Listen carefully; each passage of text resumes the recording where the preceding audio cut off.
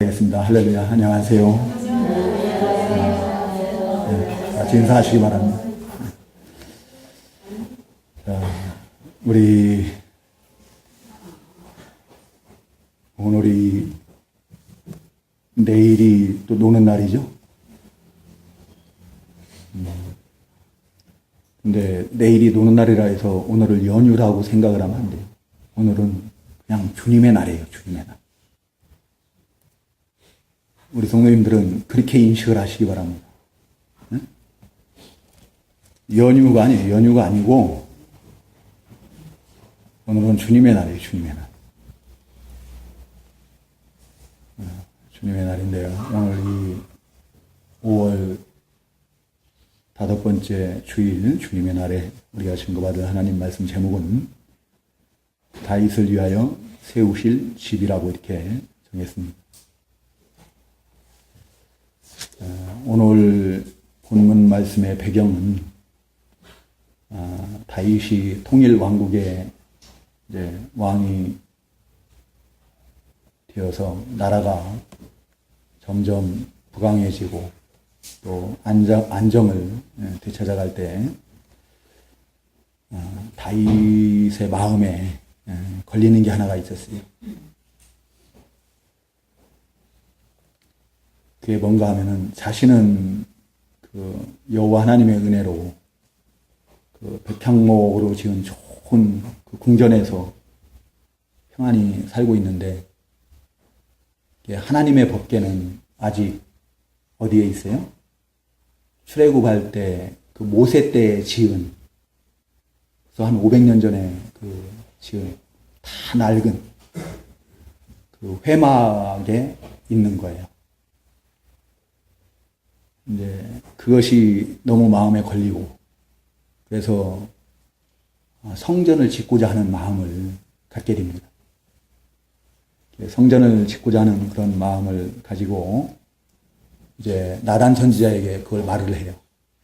말을 했는데 그때 하나님께서 그 다윗의 그러한 마음, 그 중심을 아시고 하나님께서는 오늘 제목처럼 뭐라고 말씀하시는가 하면은 그 11절 마지막에 보면은 또 여호와가 내게 선포하니 여호와가 너를 위하여 집을 세울 것이다 라고 이렇게 말씀하시죠.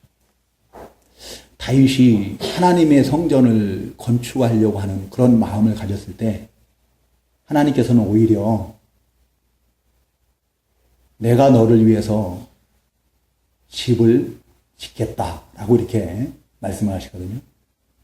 근데 여기에서 말씀하시는 그 집은 뭐냐면은 두 가지 의미가 있어요. 첫 번째는 다윗의 왕국, 다윗의 집을 세워나가실 것을 말씀하시는 것이고 또 하나는 다윗이 건축하고자 하는 그 성전을 지으실 것을 의미하는 겁니다. 이제 오늘 우리가 증거받을 이 본문 말씀을 우리는 흔히 다윗 언약이라고 이렇게 말을 합니다.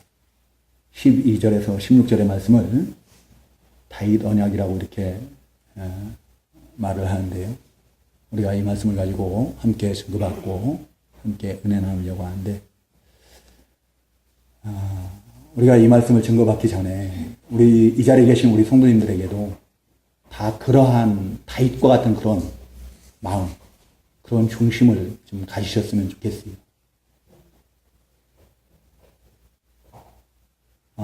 우리가 이 성전, 하나님의 성전이거든요. 한 사람 한 사람이. 지금 우리가 하나님의 은혜로 육신적으로 보면 다들 그래도 어느 정도는 다들 풍요롭게 살고 있어요. 풍요롭게 살고 있으면서도 영적 성전 삼으신 내 영혼이 지금 어떠한지는 돌아보지 못하고 있고 또 그 영적 성전인 성도들의 모임체인 주님의 몸된 교회, 이 교회를 돌아보지 못하는 그런 삶을 살고 있지는 않는지 한번 좀 돌아봤으면 좋겠어요. 그리고 나로 말미암아서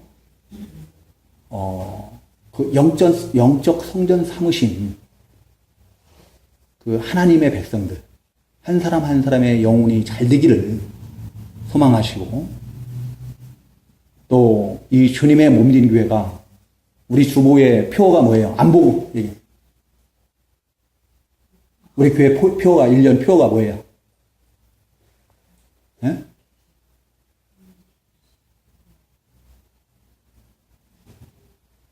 표어를 아무도 몰라요?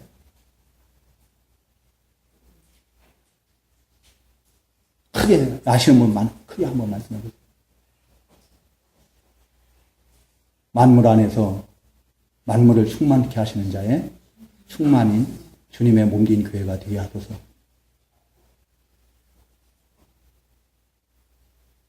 어떻게 표어를 몰라요?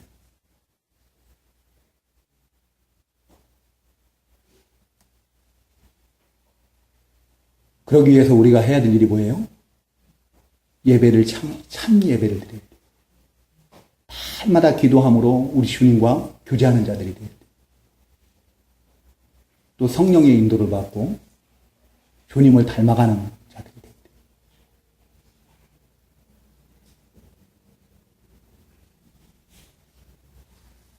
그럴 때 우리가 그러한 간절한 마음, 그런 소망, 그런 마음을 품을 때 우리 하나님께서 우리의 집을 세워가실 줄 믿습니다. 우리 성도님들 각자의 가정을 세워나가시고 또 주님의 몸된 교회, 영적 성전인 이 주님의 몸된 교회도 세워나가신다.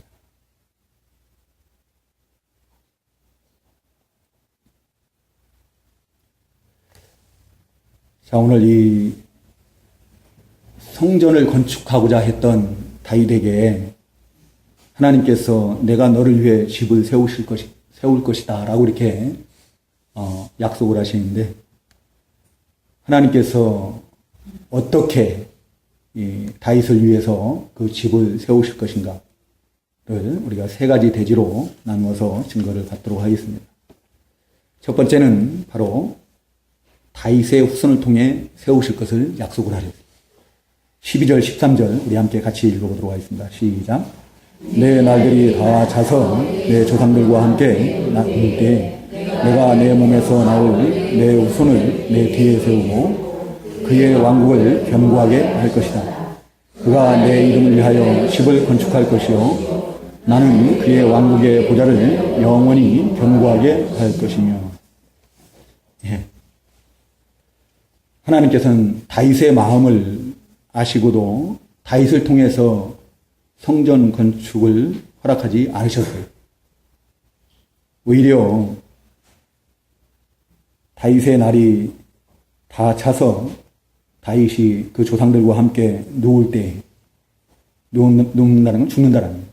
그때 내가 하나님께서 네 몸에서, 다윗의 몸에서 나올 네 후손을 너희 뒤에 세우고 그의 왕국을 견고하게 할 것이다. 그리고 그가 내 이름을 위하여 성전을 건축할 것이다. 그러니까 이 말씀 가운데는 다윗의 왕국을 견고하게 그 후손이 세워나갈 것이고, 또 그가 하나님의 이름을 위하여 다윗이 성전을 건축하고자 했던 그것을 그 후손이 이룰 것이다라는 거죠.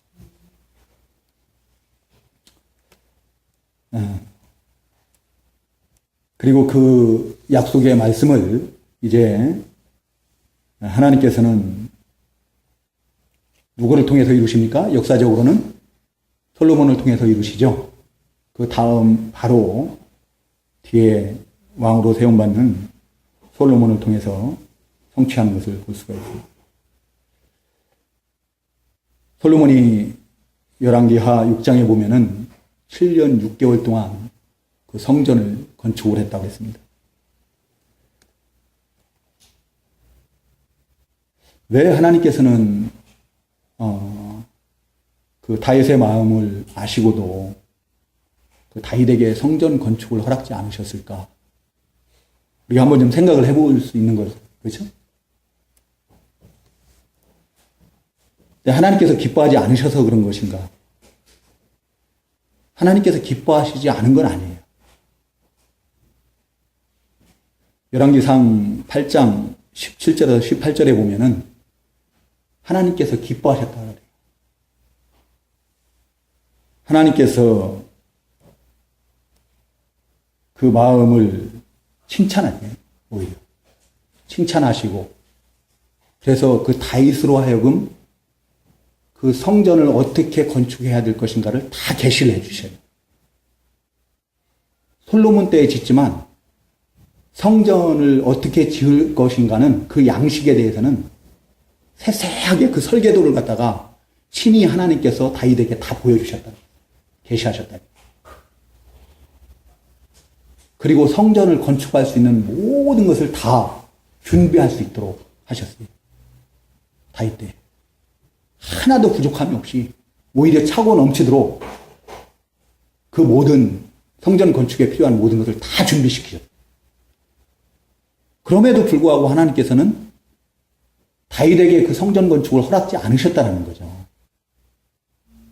성전 건축을 허락지 않으시고 그 아들 솔로몬을 통해서 성전을 건축하게 하십니다. 그 이유가 어디에 나와 있는가 하면은 짧게는 역대상 28장 3절에 보면은 너는 전쟁의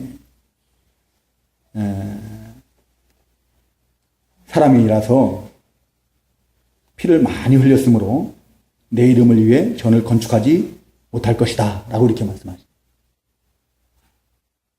또 역대상 22장 6절에서 10절도 한번 성도님들 집에 가셔서 한번 읽어보시기 바랍니다. 거기에도 보면 네가 피를 많이 흘렸고 큰 전쟁들을 치렀기 때문에 네가 내 앞에서 땅에 많은 피를 흘렸으니 내 이름을 위해 전을 건축하지 마라 라고 이렇게 하시는 말씀입니다.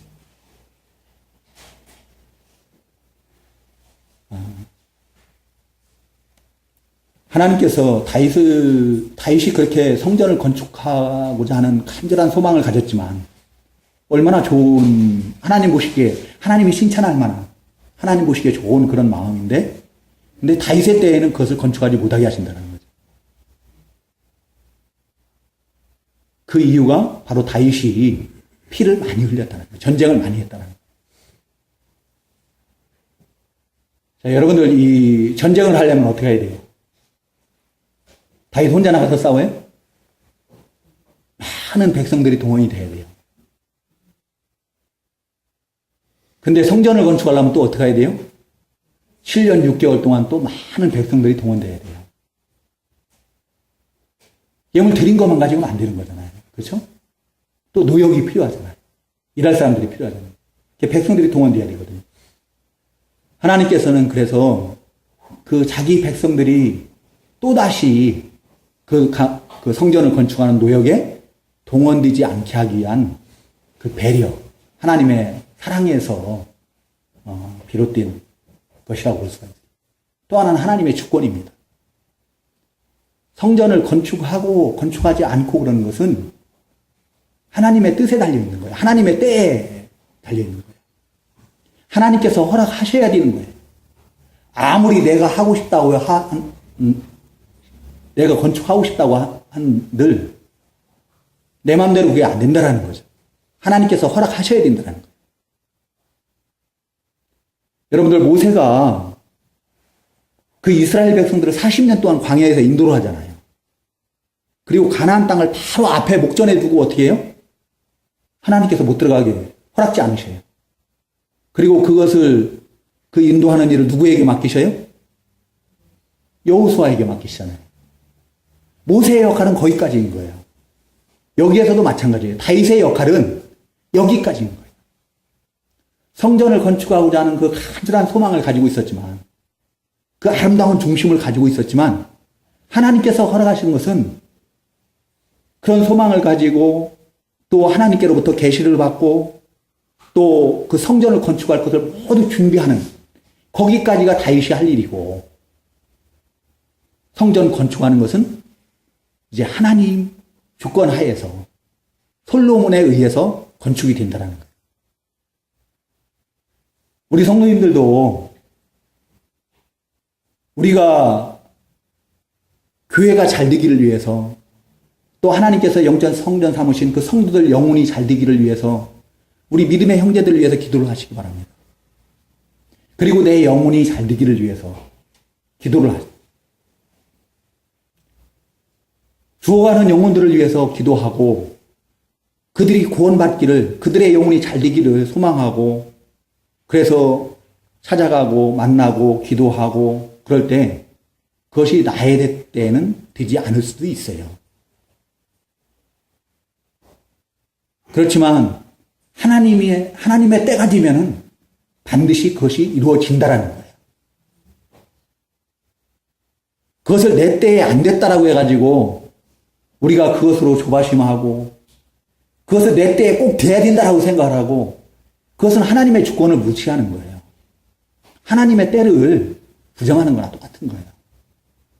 그냥 하나님께 모든 걸 맡기는 거예요. 그리고 특히 성전이라는 곳이 뭐 하는 곳입니까? 성전이 뭐 하는 곳이에요? 성전은 하나님 계신 곳이에요. 그렇죠? 하나님 계신 곳, 곧 하나님의 나라인 곳이에요. 하나님의 나라에 다툼이 있어요? 싸움이 있어요? 없죠? 이거 녹음해야 되는데 이게 왜 이래?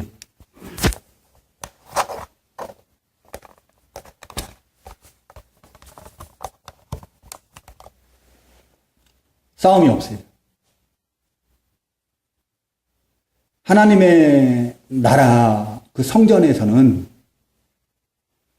하나님의 백성들이 하나님과 화평을 하고 또 하나님의 백성들 간에 서로 용서하고 화해하고 화목하는 곳이 바로 성전입니다.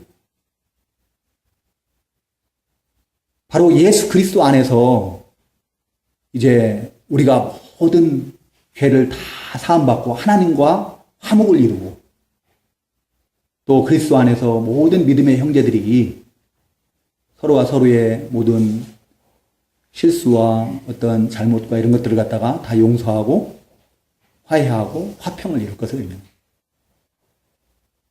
이 성전이라는 것은 어떤 싸움으로 다툼으로 무력으로 이루어지는 게 아니라는 거예요. 우리가 영적 성전을 이루어가는 데 있어서 우리 주님처럼 어떻게 해야 돼요? 그 죽이는 원수까지 용서할 때 그게 이루어지는 거예요. 그래야 참다운 그 우리 안에 하나님의 나라, 영적 성전이 이루어집니다.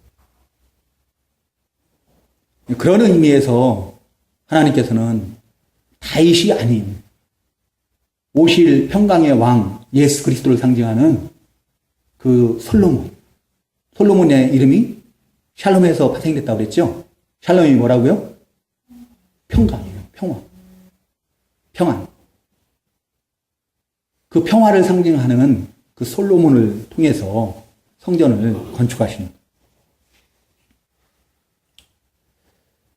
두 번째는 이 두 번째 대지가 뭡니까? 패한 사울의 경우와 달리 이내가 떠나지 않을 것을 약속하셨습니다. 그랬는데 우리 14절 15절 한번 같이 읽어보겠습니다. 14절 15절 시작. 나는 그의 아버지가 되고 그는 내 아들이 될 것이니 그가 만일 죄를 지으면 내가 그들 사람들의 막대기와 인생의 채찍으로 훈계할 것이나 내가 네 앞에서 패한 사울의 경우와는 달리 내 인애가 그에게서 떠나지 않을 것이며. 네. 그 다윗의 그 중심, 다윗의 그 마음을 소망을 아시고 하나님께서 약속하신 두 번째 약속은 뭔가 하면은 다윗과의 언약은 그 다윗에게서 날 그 자손을 하나님께서 아들이 되게 하신다는 거예요. 아들이 되게 하시고 또 하나님께서 아버지가 되시고 그리고 만일 그가 죄를 범한다고 할지라도 사울과 같이 패하지 않고 그 징책은 따를지언정 그를 패하지는 않겠다라는 거예요. 피하지 않고 그 나라를 왕국을 견고하게 하실 것을 말씀을 하십니다.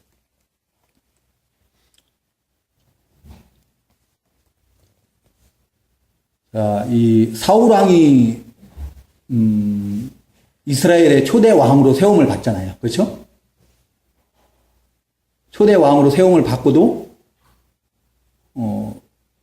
하나님에 의해서 그 왕위에서 패해집니다. 죽게 되고 이제 왕위가 어떻게 해요? 다윗 왕조로 바뀌잖아요.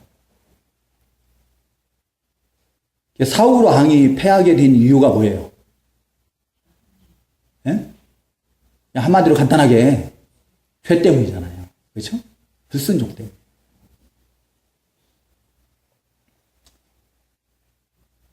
그런데 그 다윗의 자손들은 하나님께서 패하지 않으시겠다라는 거예요. 죄를 범하더라도 사울과 같이 패하지는 않겠다. 징책은 할지언정 여기에 뭐라고 그랬어요? 그가 만일 죄를 지으면 내가 사람들의 막대기와 인생의 채찍으로 훈계할 것이나 그렇지만 내가 내 앞에서 패한 사울의 경우와는 달리 내 인애가 그에게서 떠나지 않을 것이며 패하지 않을 것을 말씀합니다. 사울 왕이 죄 때문에 불순종 때문에 패함을 받았는데 우리 성도님들 그럼 다윗은 죄를 안 졌나요? 다윗이 죄를 졌어요, 안 졌어요? 어떤 죄를 졌어요? 오늘날로 말하면 목사직에서 쫓겨날 죄를 지었어요. 간음죄를 지었고 살인 교사를 하고 또 그 다음에 솔로몬은 또 어떤 죄를 지었습니까?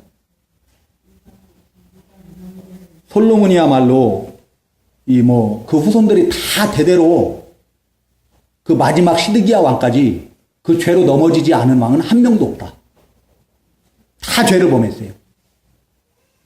근데 솔로몬, 그 성전을 지은 솔로몬이야말로 하나님의 말씀을 그대로 전면적으로 위배한 그런 왕이에요. 여러분들 신명기 17장 16절에 30절에 보면은 왕이 지켜야 할 규례가 증거되고 있습니다. 거기에 보면 왕 자신을 위해서 말을 많이 갖지 말라고 그래요. 말. 타고 다니는 말 있죠? 그러니까 어떤 군사력, 말은 군사력으로 의미하는 거거든. 병력, 그런 것들을 갖다가 의지하지 말라는 얘기예요. 그리고 또 왕은 그 마음에 미혹되지 않도록 하기 위해서 아내들을 많이 두지 말라고 하거든요. 그리고 자기를 위해서 은과 금을 많이 두지 말라고. 그리고 왕이 되면 율법을 항상 평생 자기 옆에 두고 그것을 읽으면서 여호와 하나님을 경외하면서 이 모든 말씀과 규례를 지켜 행하라.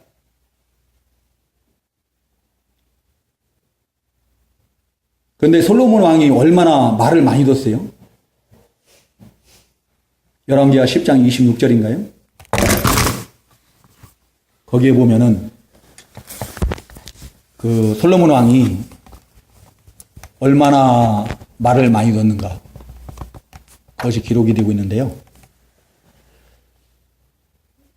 기마병이 12,000명이라 했어요. 기마병. 말만 전문으로 하는 사람들이 12,000명.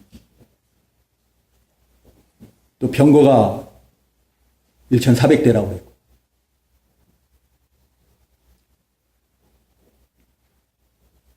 또 솔로몬의 공식적인 아내가 누구예요?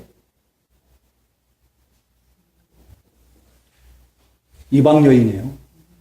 애굽 왕 이집트 바로의 딸을 아내로 삼아요. 후궁이 몇 명이라고요? 700명이고 첩이 몇 명이에요? 300명이에요. 그리고 그들을 다 사랑하고 집착했다고. 그래가지고 그들이 들여온 그 이방 신상을 갖다가 섬기죠. 이방 신을 섬기고. 은과 금을 많이 모아두지 말라 했는데 은과 금이 얼마나 많았는지 모든 그릇은 다 금그릇이에요.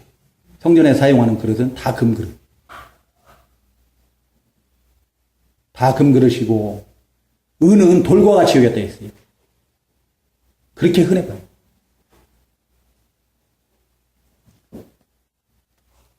하나님께서 진노하시고 직접 돌이키라고 2번씩이나 명령을 하시지만 솔로몬이 돌이켜요, 안 돌이켜요? 안 돌이키죠. 돌이키지 않고 끝까지 악을 행하는 겁니다. 그래서 하나님께서 어떻게 하십니까? 솔로몬을 갖다가 폐위시키는 게 아니라 그 왕조를 뒤에 엎어버리는 게 아니라 나라를 찢어가지고 남과 북으로 나라가 분열되게 하죠. 남유다와 북이스라엘로 찢어지게요.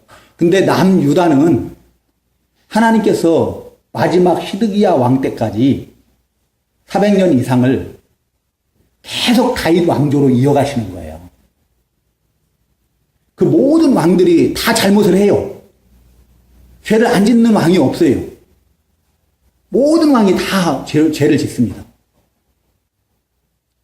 그럼에도 불구하고 하나님께서는 다윗과의 그 약속 때문에 끝까지 그것을 지켜나가시려고 하시는 거예요. 다윗 왕조를. 반면에 북이스라엘 왕국은 어떡합니까? 북이스라엘 왕국은 왕조가 9번이나 바뀌어요. 남유다보다 136년 먼저 호세아 왕 때에 멸망받습니다. 아수르에 의해서 멸망을 당하는데 그 짧은 역사 기간 동안에 왕조가 9번이 바뀐다는 거예요. 왕조가 9번 바뀔 때마다 어떻게 해요? 왕족을 다 멸해버리는 거예요. 네? 반역을 또 일으킬까봐 그 왕족은 어떻게 다 죽여버리는 거예요. 왕의 신은 다 죽여버리는 거예요. 그런 참혹한 어떤 역사가 계속 반복이 돼요. 그렇지만 다윗 왕조는 어떻게 해요? 하나님께서 끝까지 계속 신실하게 그 약속을 실현시켜 나가시는 것을 볼 수가 있어요.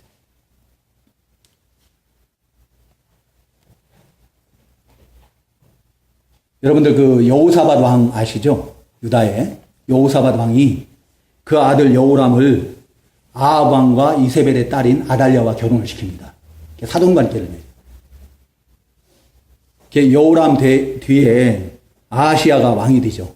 유다의 왕이 되는데 이제 그 외갓 집안이에요. 북이스라엘 그 아합 왕 집이. 그러니까 북이스라엘과 친하게 지내고 같이 전쟁에 나갔다가 이제 돌아오는 길에 예후가 북이스라엘 그 아합 왕조를 갖다가 반역을 해가지고 이제 오므리 왕조를 갖다가 이제 완전히 아합 왕조를 다 무너뜨리거든요. 그때 아하시야 왕도 남유다 왕도 같이 갔던 아하시야 왕도 죽여버려요. 예후가. 근데 그 소식을 들은 아달랴가 아하시야 왕의 어머니죠. 어머니인데 그 아합 왕조 사람 아니에요. 아달랴는 그 집 거기에서 시집 온 사람이잖아요. 그 이세벨은 그 이스라엘 사람이 아닙니다. 그 이웃 나라 여인이거든요. 그래서 바알을 숭배하고 아세라를 숭배하고 그랬던 사람이에요. 근데 그 딸이 여전히 유다에 와가지고 어떻게 해요? 그것들을 숭배하는 거예요. 숭배를 하고 그러면서 자기 아들이 죽으니까 다윗 왕조를 끊어버리려고 하는 거예요. 끊어버리려고 그 열왕기하 11장에 보면은 그 다윗의 씨를 다 말려버리려고 그래요. 그래서 그 후손들 왕자들과 아마 70명인가 얼마 다 죽여버리죠. 근데 그때 그 요시야라는 아기가 하나 있어요. 갓 태어난 아기를 갖다가 그 고모 여호세바가 숨겨요. 숨겨가지고 그 남편이 제사장 여호야다인데 여호야다와 함께 6년 동안 성전에서 숨기면서 그를 기릅니다. 그래서 7살이 됐을 때 어떻게 해요?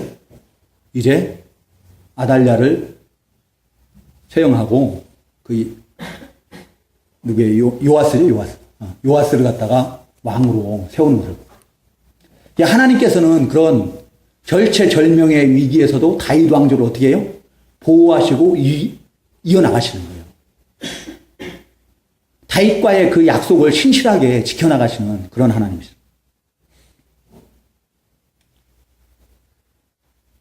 여러분들 오늘날도 하나님께서 다윗에게 약속하신 그 약속을 신실하게 지켜나가셨던 하나님께서 우리 주 예수 그리스도 안에서 약속하신 우리들을 우리 주님의 피로 값주고 사신 그래서 하나님의 자녀로 삼은 우리들을 우리 하나님께서 결코 버리지 않으신다라는 그 약속을 믿으시기 바랍니다. 반드시 우리 주님께서 마지막 날에 한 영혼도 잃지 않고 다시 살리실 줄로 믿으시기 바랍니다. 네. 그리고 세 번째 우리가 이 대지가 뭔가 하면은 그 왕국과 보좌가 영원히 보존되고 견고해질 것을 약속하셨습니다.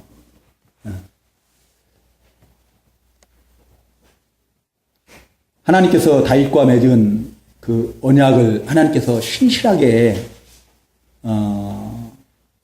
그 자손들을 통해서 그 역사 가운데서 지켜나가시는 것, 이루어나가시는 것을 우리가 증거를 받았습니다. 그런데 이 세 번째 언약이 문제라는 거죠. 이 세 번째 언약은 우리가 앞에서 증거받은 것처럼 그 왕국과 그 다윗 왕국의 그 왕위의 보좌가 영원할 것에 대해서 약속을 했지만 그 영원하지 못했다는 거죠. 주전 586년에 시드기야 왕 때 시드기야 왕을 마지막으로 해서 바벨론에 의해서 멸망을 받아요. 멸망을 받으면서 이제 더 이상 다윗 왕조는 이어지지 않습니다. 다윗 왕조가 다시 일어섰다는 어떤 그런 역사의 기록이 없어요. 그것을 끝이에요.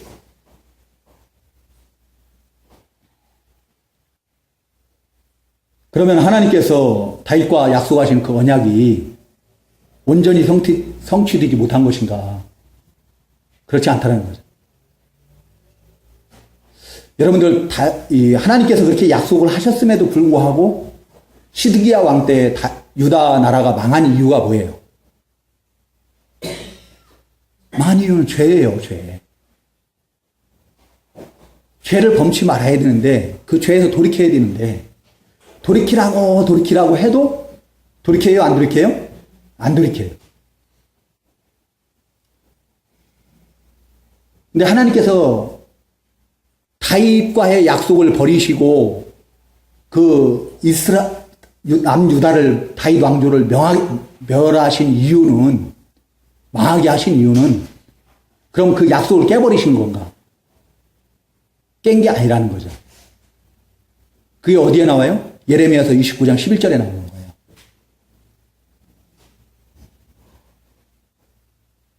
그들이 바벨론에 의해서 나라가 망하고 포로로 다 잡혀가지만 그것이 그들에게는 재앙이 아니라는 겁니다. 그들을 아주 멸망시키기 위한 것이 아니라 뭐예요?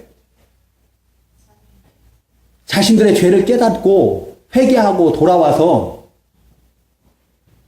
참된 평안을 누리고 또 하나님의 나라에 대한 소망을 갖게 하기 위한 미래에 대한 장래에 대한 소망을 갖게 하기 위한 걔 아주 지옥 불구덩이에 던지시기 위해서 그들을 갖다가 멸하신 게 아니고 그들의 죄를 깨닫고 다시 하나님께로 돌아오게 하기 위해서 징계를 하시는 거예요. 책망을 하시고 징계하시고 그런 거예요. 그리고 그 다윗에게 약속하신 그 나라는 다윗의 나라, 다윗의 보좌 그것으로만 우리가 해석을 해서는 안 돼요. 여러분들 역대상 17장 14절에 보면은요. 역대상 17장 14절 거기에 똑같은 거죠. 근데 거기에는 뭐라고 하냐면은 내가 그를 내 집과 내 나라에 영원히 세울 것이니 그의 왕위가 영원히 굳게 서게 될 것이다 라고 이렇게 증거를 합니다. 여러분들 이게 똑같은 구절이거든요. 근데 14절과 오늘 본문의 16절과 그 역대상 17장 14절에서의 차이가 뭐냐 하면은 오늘 본문에서는 다윗 네 집이라고 해요. 네 집. 너의 집.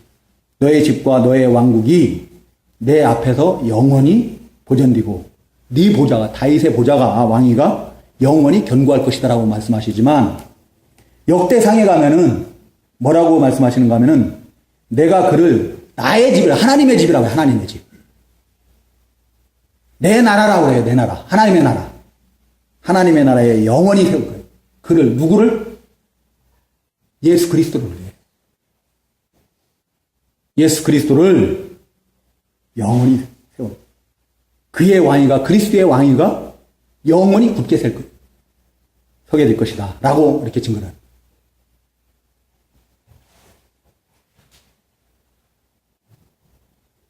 곧 다윗의 나라, 다윗의 왕국, 그 보좌가 영원히 견고하게 세워질 것을 약속을 하셨는데, 그것은 장차 오실 그 다윗의 혈통 가운데서 오실 그 메시아를 통해서 이루어질 하나님의 나라, 그 신약 교회, 그 보좌가, 우리 주님의 그 보좌가 영원하게 될 것을 말씀하시는 그 예언의 말씀인 거예요. 언약인 거예요. 믿음의 조상 아브라함에게 창세기 22장 17절, 18절에서 보면은 내 씨를 통해서 땅의 모든 족속 만민이 복을 얻게 될 것이라고 그러죠. 근데 그 씨가 누구예요? 오실 예수 그리스도잖아요. 예수 그리스도를 통해서 천하 만민이 믿는 자마다 구원의 복을 받게 될 것을 의미하는 거거든요. 바로 오늘 이 본문 말씀도 그 16절도 그런 의미에서 그 아브라함에게 했었던 그 언약, 아브라함의 언약과 다윗의 언약이 그 그리스도에 대한 그 언약이다라고 이렇게 연속선상에서 같이 봐야 됩니다. 그래서 예수님이 잉태하실 때 가브리엘 천사가 마리아에게 뭐라고 얘기하나요? 누가복음 1장 30절에 33절에 보면은 마리아에게 두려워하지 말라고 그러죠. 두려워하지 말라고 하고 네가 잉태하여 아들을 낳으리니 그 이름을 예수라 하라고. 그가 위대하게 되어 지극히 높으신 분의 아들이라고 불릴 것이라. 주 하나님께서 그에게 그의 조상 다윗의 왕위를 주실 것이다. 다윗의 왕위를 주신다. 그가 영원히 야곱의 집을 다스릴 것이며 그의 나라가 영원 무궁할 것이다. 무궁할 것이다. 그리스도의 나라가 그 야곱의 집이 하나님의 나라. 그러니까 예수 그리스도에 의해서 영원히 통치받고 영원히 굳게 세워지고 그럴 거죠. 이제 우리 주님께서 세상에 오셔서 십자가에 못 박혀 죽으시고 또 부활하심으로 이루신 그 주님의 나라. 이 땅의 그 신약 교회는 지금도 변치 않고 그 하나님께서 다윗에게 약속하신 것처럼 세계 열방 가운데서 굳게 견고하게 세워져 나가고 있습니다. 그리고 궁극적으로는 이제 우리 주님께서 다시 오실 그때에 이 땅에 온전한 하나님의 나라가 이루어집니다. 그렇게 될 줄로 믿으시기 바랍니다. 우리가 지금까지 이 다윗 언약에 대해서 이렇게 증거를 받았어요. 그리고 다윗 언약이 역사적으로 또 구속사적으로 성취되는 것에 대해서 우리가 증거를 받았는데, 그리고 그 약속을 하나님께서 신실하게 다 이루어 나가시는 것에 대해서 우리가 증거를 받았습니다. 증거를 받았는데, 그 다윗에게 일개 목동이었던 다윗을 왕으로 삼으시고 다윗에게 약속하신 그 약속을 하나님께서 신실하게 다 이루어 가셨다는 말이죠. 그러면은 하물며 그 아들이신 예수 그리스도, 성자 하나님께서 이 땅에 오셔서 예수 그리스도의 그 십자가 죽음을 통해서 부활을 통해서 약속하신 우리의 구원에 대한 하나님의 그 구원은 변함이 있다 없다? 없어요. 그 약속은 반드시 이루어집니다. 그것을 믿으시기 바랍니다. 그 약속은 세상이 들쪽나도 이루어지는 거예요. 그리고 우리에게 있어서 오늘 주신 말씀을 통해서 우리에게서 정말 우리가 한번 생각해 봐야 될 문제는 다윗과 같은 중심을 우리가 가지고 있느냐 이거예요. 앞에서도 말씀드렸지만 다윗과 같은 그런 하나님의 나라에 대한 영적 성전 삶은 그 성도들 한 사람 한 사람 영혼이 잘 되기를 내가 정말로 얼마나 사모하는지, 또 그 교회가, 주님의 몸된 교회가 잘 되기를 얼마나 소망하는지를, 내 중심이 어떠한지를 한번 지금 다시 한번 점검을 해봤으면 좋겠어요.